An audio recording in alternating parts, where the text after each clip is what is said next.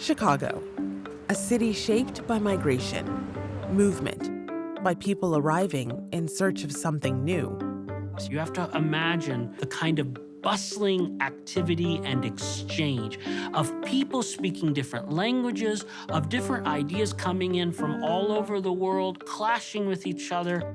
People imagined they could escape the horrors of the Jim Crow South and find new opportunities. They were migrants. In this city, Muslim roots run deep, especially in Black communities. You can't tell the story of America without the story of Black people. And you can't tell the story of Muslims in America without the story of African-American Muslims. That story shows up in this photograph. Who are these women and what does it mean for them to have, this, be wrapped up like this at this time in America? It's the first known image of a group of visibly Muslim Black American women. And it was taken in Chicago in 1922. I don't remember ever seeing a photograph of Muslim women from way back then. I call them visionaries.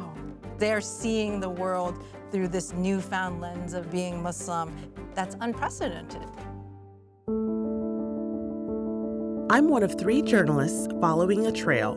There was one of the founding fathers imagining Muslim Americans. Absolutely. Each of us exploring a defining moment in American history. Strong words. Very powerful words. He wanted this mosque here in the U.S. They were all so proud of it. Tracing a legacy that's coming back into view. There's never been an America without Muslims. This is not a foreign story. It's a part of the American story.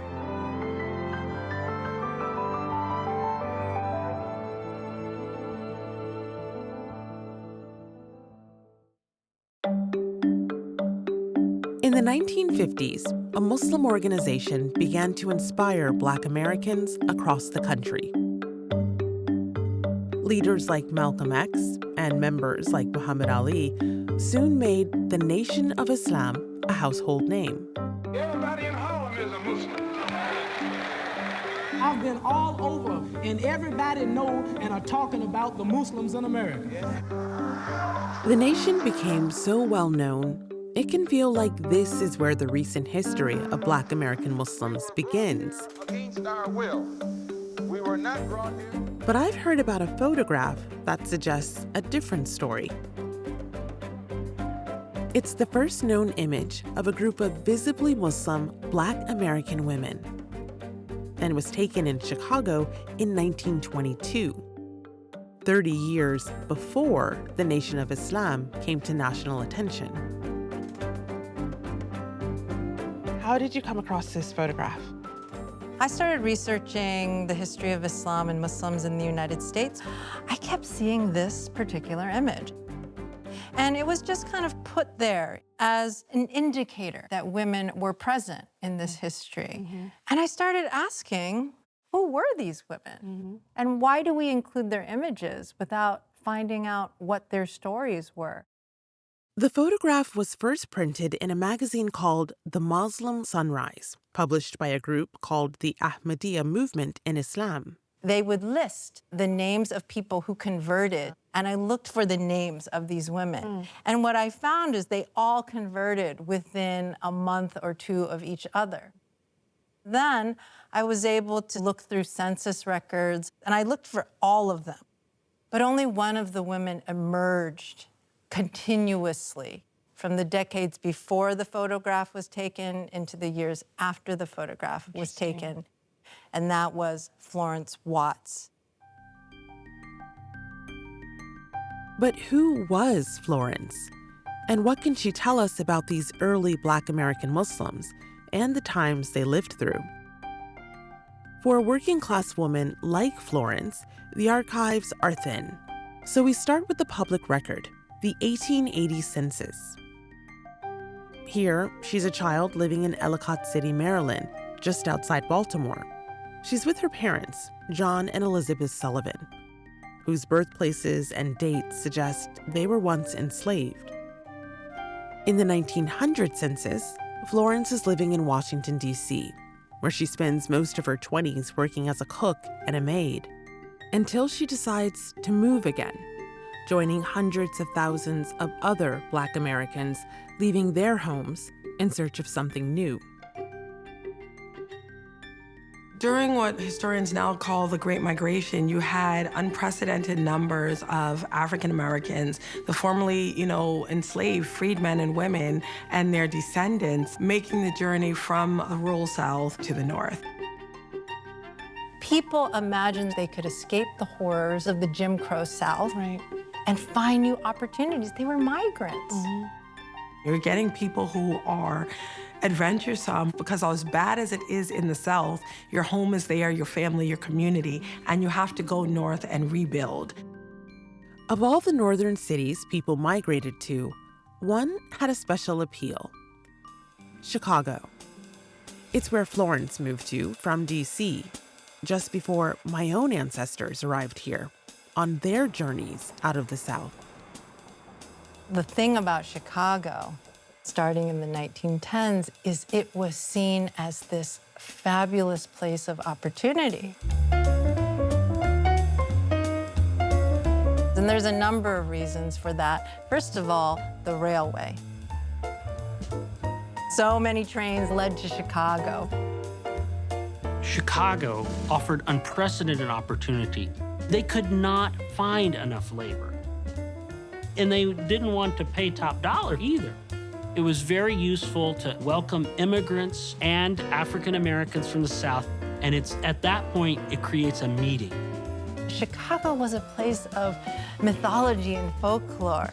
Blues singers sang about it in their songs. You have the establishment of independent African-American institutions, you have churches, you have salons, barbershops. You have to imagine the kind of bustling activity and exchange of people speaking different languages, of different ideas coming in from all over the world, clashing with each other. I mean, this is just this very right moment for cultural creativity and fluorescence. And so that's what I imagine her finding as she gets there. Florence's decision to make Chicago her home makes her story feel very personal to me and to my sister, who still lives and works here. It's on days like today that I'm really happy that our great-grandparents chose Chicago.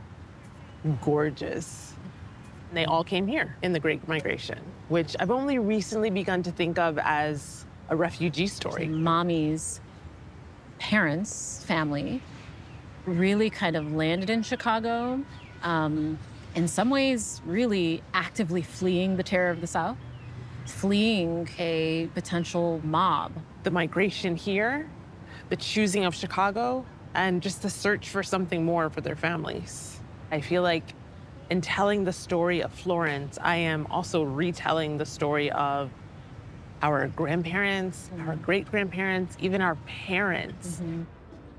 So one of the other things I also found is that when she is in Washington, D.C., Florence meets a man named George Watts. And it's there that she marries George. And so when she goes to Chicago, she does not go alone. She goes with George as a married woman, and that's when her name changes from Florence Sullivan to Florence Watts. She arrives in Chicago around 1910, 1911. In 1912, a momentous occasion occurs for her. Her daughter, Aurelia Watts, who's born. Her first child? Yes, this is her first and only child. Okay.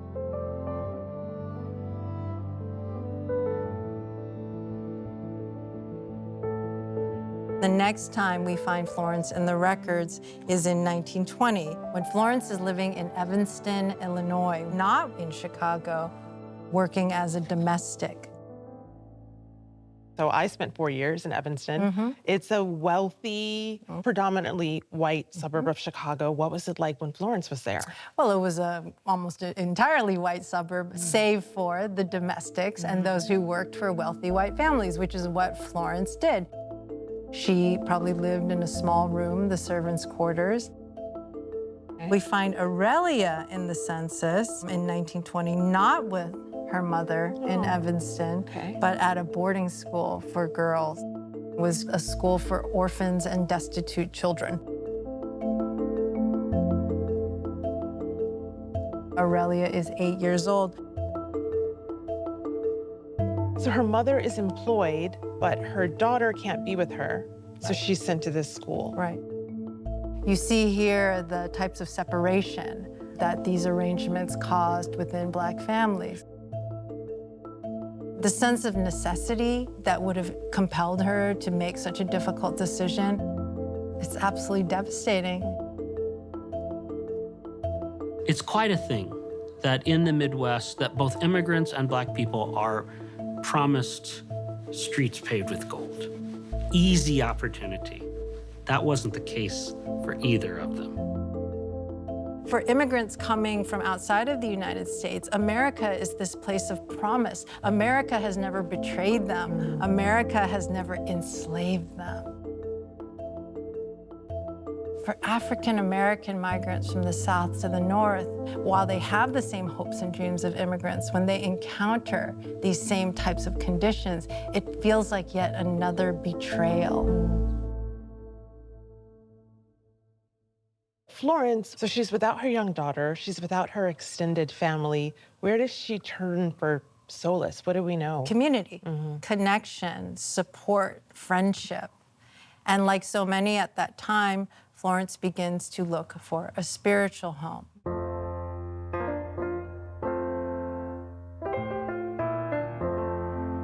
Religion plays a crucial role in the formation of an African American people.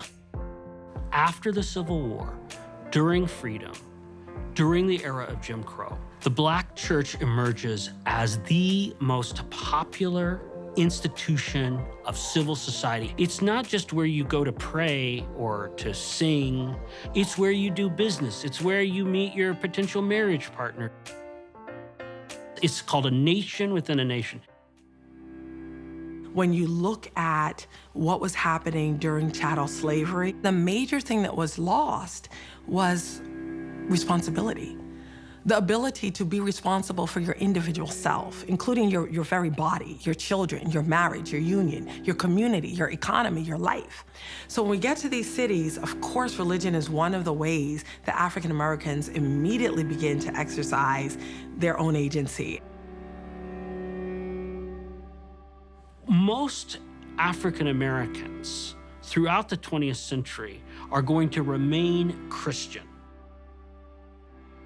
But the church was not the only religious institution in Black America. And it is in this time, in the 1920s, that there's an enormous sort of new energy around spiritual movements, in particular for African Americans, because you have this wave of new political fervor and consciousness that's emerging as well through groups like the Universal Negro Improvement Association, led by Marcus Garvey. There was a spirit of Black nationalism.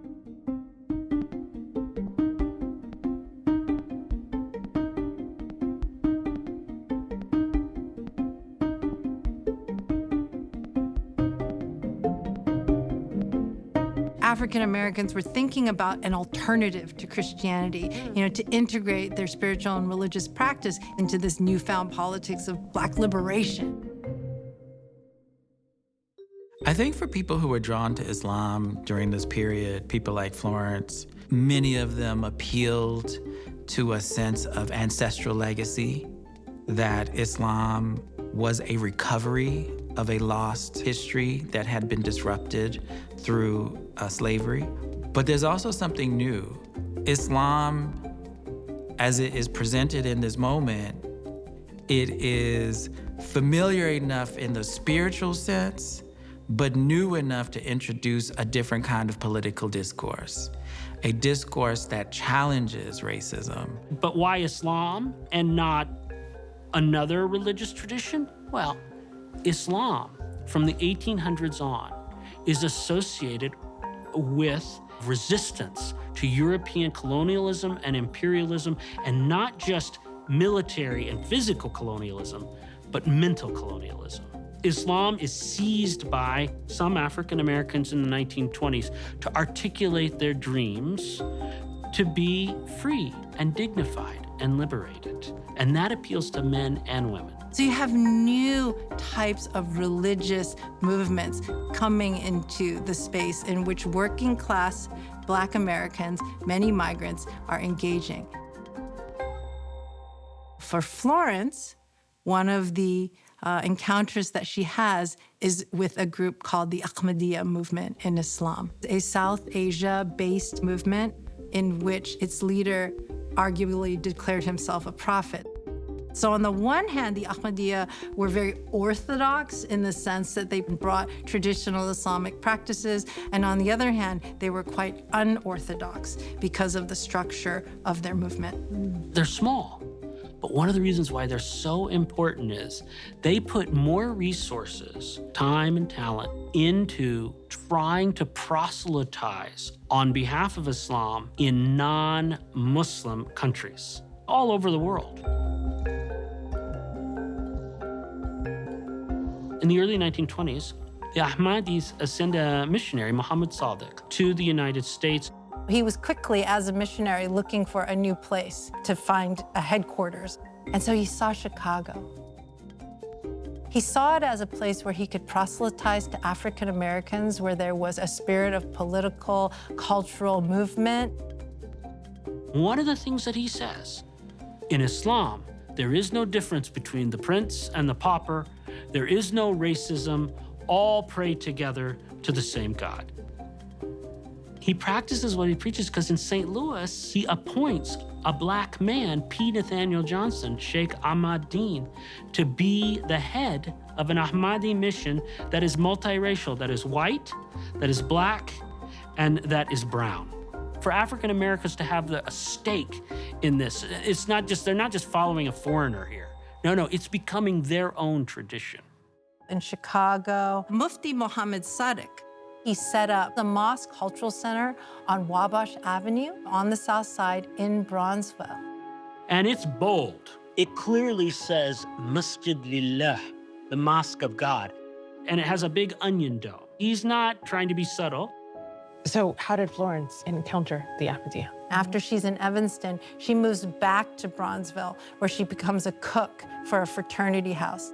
That boarding house is not far from the Ahmadiyya, not far from Wabash Avenue, exactly. So perhaps Florence had kind of walked by, maybe they had handed her some literature, as people who proselytize do. Maybe she had looked at it, put it in her purse, kept walking. Maybe the second time she had stopped and talked to the person giving her the literature. And maybe the third time or the fourth time, she decided to go in.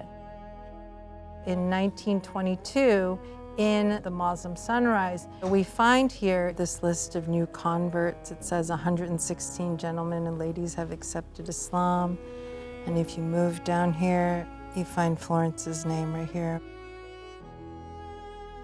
Zainab in parentheses. Yeah, with Zainab, and so she also chose a new name. Interesting. Which is really beautiful, right? To be able to choose a new identity that connects you with a new purpose, a transnational, global community.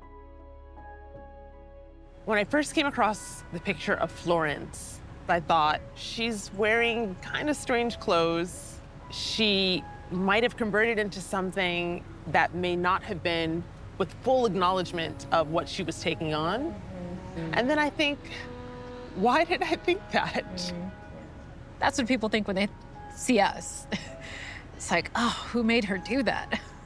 I look at it now with a sense of awe that she could make this decision for herself, and she decided to buck the trend. And though there was no one else around her, we often discount, especially for women, their own agency.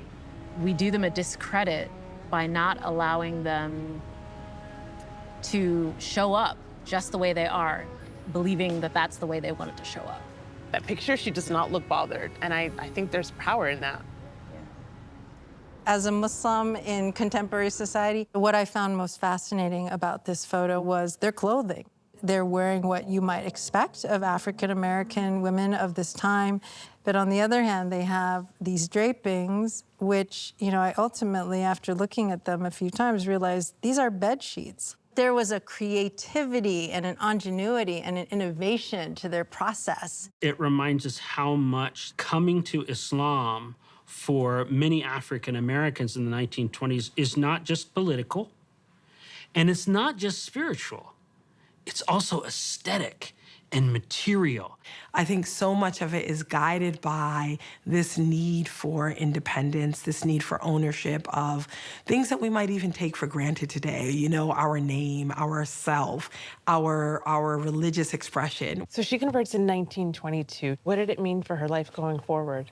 On Wabash Avenue, they had regular reading groups where women would read and teach each other Quran. They learned Arabic. They were learning about their brothers and sisters abroad in the Punjab. So it really opened up a different space.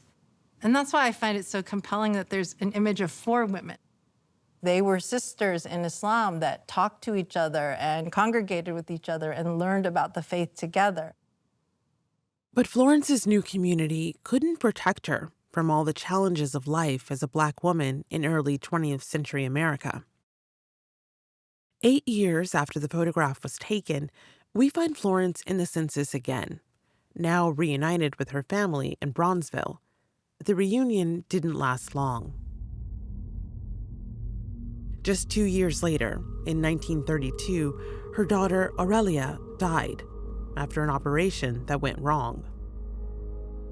There's actually an item in the newspaper, and you can see here, coroner's jury exonerated Dr. Fred C. Cade, one of the wealthiest and best-known physicians in the city, from responsibility in the death of Miss Aurelia Watts, 18-year-old girl who died at Daly's Hospital last Saturday.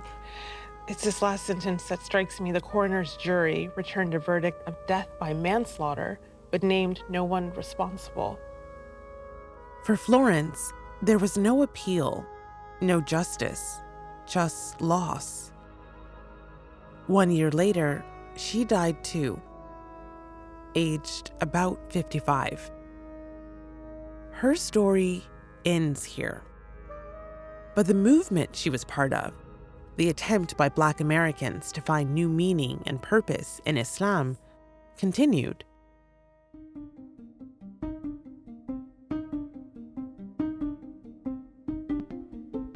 The Nation of Islam is coming into an already vibrant and diverse Islamic scene. But after World War II, it will become, by far, the largest Muslim organization of any kind in this country. By the time the Nation of Islam is taking root in Chicago, Florence is gone, but the community that she was a part of and the echoes of her presence are picked up by the work of the Nation of Islam. Florence is part of this evolving presence of Islam in America, and certainly in Black America. On Wabash Avenue today, the mosque Florence attended has gone. It's been replaced by a modern building where members of the Ahmadiyya movement still meet to pray.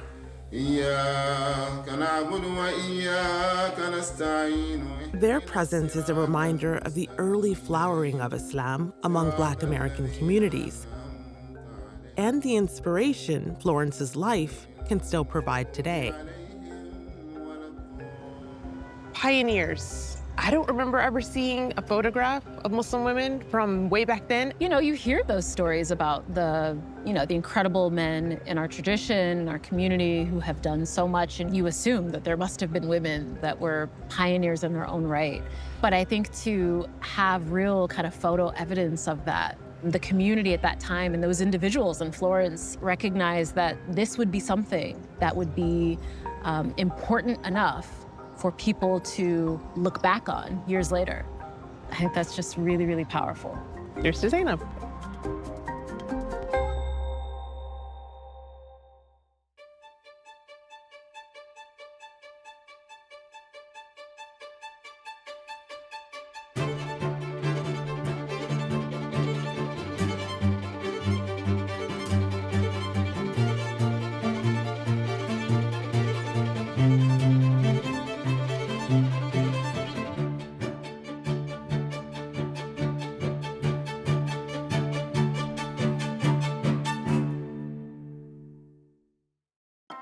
Major funding for this program was provided by the National Endowment for the Humanities, the Doris Duke Foundation, the Andrew W. Mellon Foundation, Hassan El-Masri and Rasha Mansouri El-Masri, Muhannad Malis, Farhan Syed and Javeria Qureshi, Hiller's Fund, Munir and Elena Moon, Stern Salam Banking, a division of Stearns Bank. Additional support for this programming was provided by the following individuals and institutions,